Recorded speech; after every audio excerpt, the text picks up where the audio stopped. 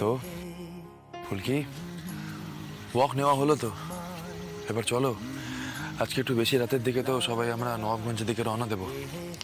সে তো দেরি আছে স্যার, এখন আমরা একটু জলে পা ডুবিয়ে বসবো। কি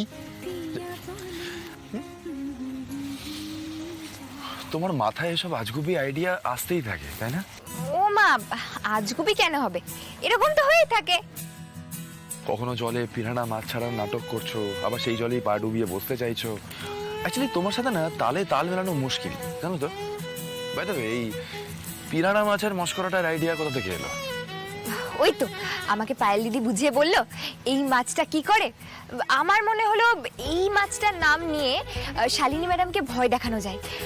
সে যে কি ভয় পেয়েছে আপনাকে আর কি বলবো। আচ্ছা স্যার, আমার কাজটা তো হয়ে গেল। এবার আপনি আমাকে কোলে তুলে আমার পাটা জলের মধ্যে ডুবিয়ে দিন তো দেখি। আমি আপনার পাশে আপনার কাঁধে মাথা দিয়ে বসবো। ফাইন, প্লিজ চুপ করো তো, এরকম বাচ্চাদের মতো আবদার করো না সবসময়। ও মা স্যার, আমি কি চাইলাম বলুন তো, একটু কোলে তুলুন না। তোমায় কোলে তুলবো আর তোমার পল্টন চলে আসবে, তারপর দুজনকে নিয়ে ঠাট্টা করবে সবাই।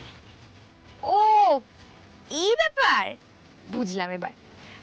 স্যার দেখুন, আমার না বেশ ভালোই লাগে যখন কেউ আপনার আর আমার প্রেম নিয়ে ঠাট্টা করে। মনে হয় আরেকটু ইয়ার্কি করুন, বেশ ভালোই হবে, খুব মজা হয় আমার। সেই পাগলটাকে নিয়ে কি বলবো আমি? ক্রেজি ক্রেজি ক্রেজি চিটিয়াল একটা। বুঝছো শান্তি? শুধু হয়েছে, খুব আনন্দ হচ্ছে।